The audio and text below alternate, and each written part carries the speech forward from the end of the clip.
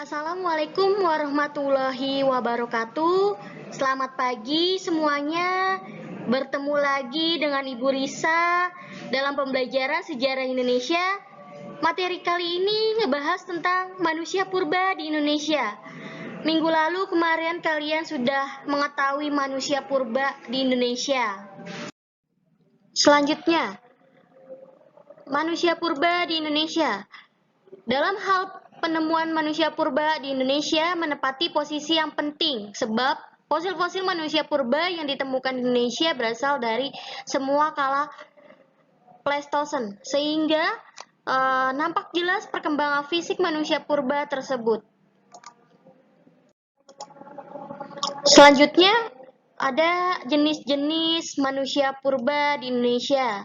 Yang pertama itu ada Meganthropus paleojavanicus atau disebut manusia raksasa dari Jawa purba. Lalu ada Pithecanthropus atau disebutnya manusia kera.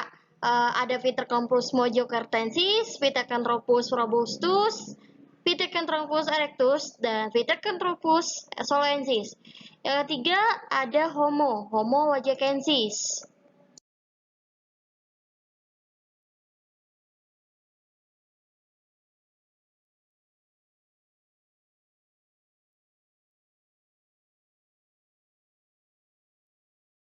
Oke, selanjutnya ada Meganthropus paleojavanicus.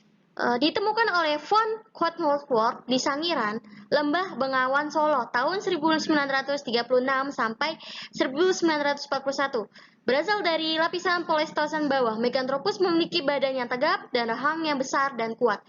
Mereka hidup dengan mengumpulkan makanan dan atau disebut food gathering. Makanan mereka utamanya tumbuh-tumbuhan dan buah-buahan. Lanjut, ada Pithecanthropus mojokertensis. Ditemukan oleh von Cottholt di desa Pening, Lembah Bengawan Solo, Mojokerto pada lapisan Pleistosen bawah. Berupa fosil anak-anak berusia sekitar 5 tahun. Manusia ini diperkirakan hidup sekitar 2,5 sampai 2,25 juta tahun yang lalu. Pithecanthropus mojokertensis berbadan tegap, mukanya menonjol ke depan dengan kening yang tebal dan tulang pipi yang kuat. Lanjut, ada Pithecanthropus robustus, ditemukan oleh Weinreich dan von Cottholt pada tahun 1939 di Trinil, Lembah Bengawan Solo. Fosil ini berasal dari lapisan Pleistosen bawah. Von Cottholt menganggap fosil sejenis dengan Pithecanthropus mojokertensis. Lalu ada Pithecanthropus erectus, ditemukan oleh Eugene de Bois di desa Trinil, Ngawi, Jawa Timur pada tahun 1890 dari Pleistosen Tengah. Mereka hidup sekitar 1 juta sampai 1,5 juta tahun yang lalu. Mampu berjalan tegak dengan alat pengunyah yang kuat. Merupakan penemuan yang saling banyak dan paling luas penyebarannya di Indonesia. Lalu di Asia daratan Pithecanthropus ditemukan di gua di daerah Choukou-Tien, Cina, dan dikenal dengan sebuah Sinanthropus pikenensis. Lalu ada di Afrika ditemukan di Kenya dan dikenal dengan sebutan Australopithecus africanus. Di Eropa Barat dan di Eropa Tengah disebut manusia Pitheon dan Heidelberg. Selanjutnya ada Pithecanthropus solensis. Ditemukan di Ngandong, Blora, di Sangiran, dan Sambung Macan, Sragen oleh Gerhard Hoppenot dan von Cottholt pada tahun 1931 sampai 1933 dari lapisan Pleistosen atas. Lalu Homo solensis diperkirakan hidup sekitar 9.000 sampai 300.000 tahun yang lalu. Oleh sebagian ahli, Homo solensis digolongkan dengan Homo neanderthalensis yang merupakan manusia purba jenis Homo sapien dari Asia, Eropa, dan Afrika, dan lapisan Pleistosen atas. Berikut ada gambar contoh dari Pithecanthropus soloensis.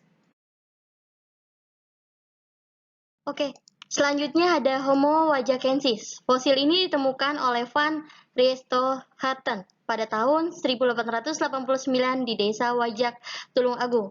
Setelah ditemukan oleh Van Richthofen, fosil ini kemudian diteliti oleh Hugh Dubois. Manusia purba ini hidup antara 40.000 sampai 25.000 tahun yang lalu pada lapisan Paleocene atas. Dibandingkan jenis sebelumnya, Homo wajakensis menemukan kesamaan makanan sudah dimasak.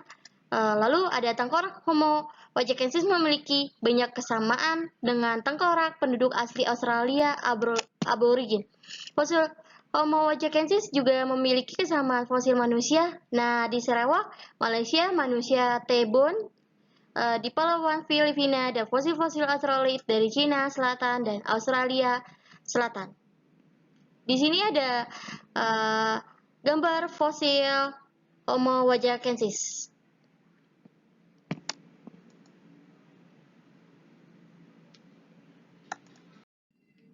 Oke, selanjutnya ada manusia purba di Indonesia di masa dan masa jenis. Ada masa Holocene dan jenis Homo sapiens, Paleocene atas Homo wajakensis, Paleocene tengah Pithecanthropus soloensis dan Erectus, Paleocene bawah yaitu Pithecanthropus robustus, Pojokertensis, Paleojavanicus.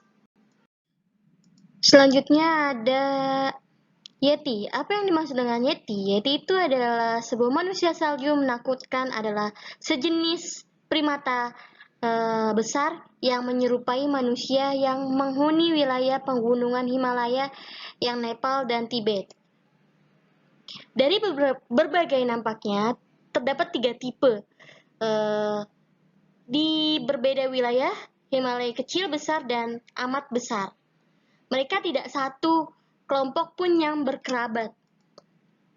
Bila makhluk itu tampaknya pandai menyembunyikan diri, hal itu karena habitatnya terletak jauh dari jalur manusia.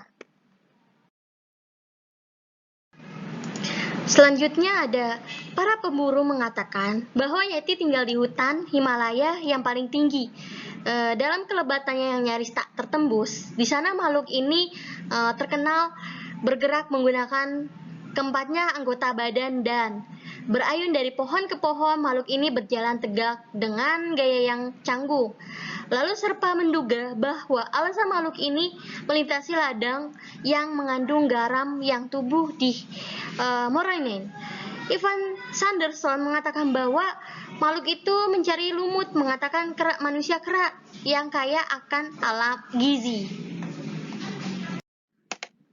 Oke, itu saja yang saya sampaikan, yang saya jelaskan hari ini tentang manusia purba di Indonesia. Terima kasih. Assalamualaikum warahmatullahi wabarakatuh. Sampai jumpa.